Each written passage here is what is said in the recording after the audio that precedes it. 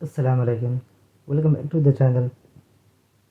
आज की वीडियो में हम एक डैक्स का फंक्शन देखेंगे पावर बीआई डेस्कटॉप में, और वो है फ़िल्टर फंक्शन। फ़िल्टर फंक्शन भी जैसे एक्सेल में यूज़ करते हैं वैसे ही थोड़ा सा सिमिलर है डैक्स में।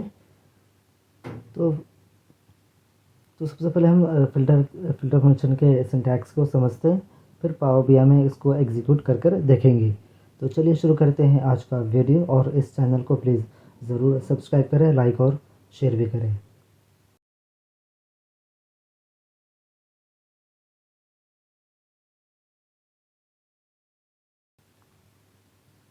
तो ये सिंटैक्स है फ़िल्टर फंक्शन डैक्स का। इसमें दो पैरामीटर्स है, एक है टेबल और दूसरा कंडीशन। जिस टेबल को आप फ़िल्टर करना चाह रहे हैं वो टेबल का आपको डिस्क्राइब करना होगा, उसके बाद कंडीशन देना होगा। तो इससे फ़िल्टर फंक्शन क्या होगा, टेबल में जितने भी रोज़ है वो सारे टेस्ट हो गए 1 बाई 1। अगर आपकी कंडीशन ट्रू होगी तो डेटा फ़िल्टर होगा, अगर आपकी कंडीशन फॉल्स है तो डेटा फ़िल्टर नहीं होगा। कोई भी कंडीशन जो रोज़ में जितने भी रोज़ टेस्ट हो गए इस फ़िल्टर फंक्शन में सारे वैल्यूज़ ट्रू होंगे तो डेटा फ़िल्टर होगा, वरना नहीं होगा। तो इस बात का आपका ख्याल रखना होगा, सारे जितने भी रोज़ टेस्ट होंगे वो ट्रू होगा, तभी आपका जो फ़िल्टर फंक्शन है वो एग्जीक्यूट होगा। तो इसमें सिर्फ दो पैरामीटर्स है और ज़्यादा नहीं है। तो अब हम फ़िल्टर फंक्शन को पावर बीआई में एग्जीक्यूट कर देखेंगे। तो मैं ऑलरेडी डेटा अपलोड कर लिया है एक्सेल से पावर बीआई डेस्कटॉप में। कस्टमर डिटेल्स और ऑर्डर डिटेल्स है। सबसे पहले आपको मॉडल व्यू में जो लेफ़्ट साइड आपके स्क्रीन के मिलेगा, इसमें आपको रिलेशनशिप क्रिएट करना होगा इन दो टेबल के बीच। जैसे कि इस रिलेशनशिप का मतलब यह है कि दोनों टेबल्स में एक चीज़ जो है ना कॉमन रहती।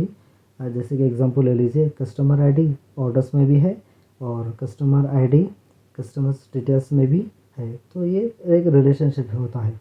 तो उसके बाद आपको इसके ऊपर एक और चीज़ है टेबल व्यू, इसमें आना होगा। इसमें टेबल टूल्स टैब में आपको एक न्यू टेबल जो ऑप्शन है इस पर क्लिक करना होगा, जो जिसमें आप डैक्स के फॉर्मूलेस को लिख सकते हैं। ठीक है, इस पर क्लिक करेंगे तो एक फार्मूला बार आएगा। टेबल नेम आपको देना होगा, कुछ भी आप दे सकते हैं। मैं दूंगा एक डमी टेबल।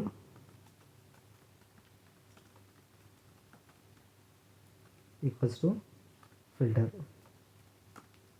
ब्रैकेट ओपन हो जाएगी। उसके बाद आपको टेबल डिस्क्राइब करना होगा, जिस टेबल में आप डेटा फिल्टर करना चाह रहे हैं।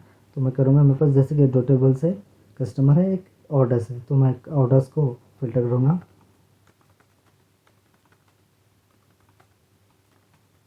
ऑर्डर्स, उसके बाद कॉमा देकर फिल्टर एक्सप्रेशन यानी कंडीशन दूंगा।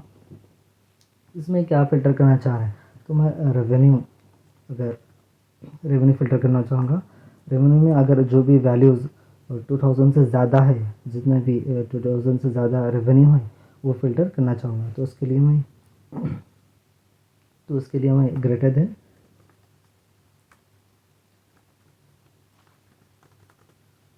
2000 और ब्रैकेट क्लोज।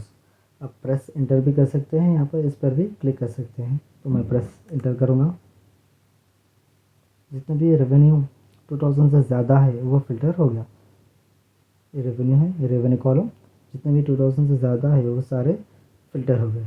तो ये कंडीशन हो गई फ़िल्टर फंक्शन की। एक और कंडीशन देखते हैं, उसके लिए हम यूज़ करेंगे एंड एम्परसेंड का इस्तेमाल। ठीक है, मैं फ़िल्टर करूँगा ये जो रेस्ट शिपमेंट का कॉलम है, इसमें दो चीज़ें हैं, एक है नो और यस। तो जितने भी नो है शिपमेंट्स के वो मैं फ़िल्टर करूँगा। तो एंड एम्परसेंड का इस्तेमाल करूँगा यहाँ पर।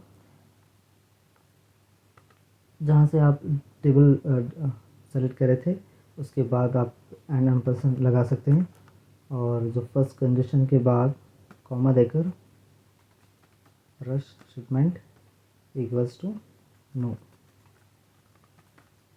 अगर आप इसको डबल कोटेशन में लिखना होगा, अगर आप कंडीशन अल्फ़ा दे रहे हैं तो डबल कोटेशन में ऑब्वियसली लिखना होगा। उसके बाद फिर से एक और बार ब्रैकेट क्लोज, प्रेस एंटर।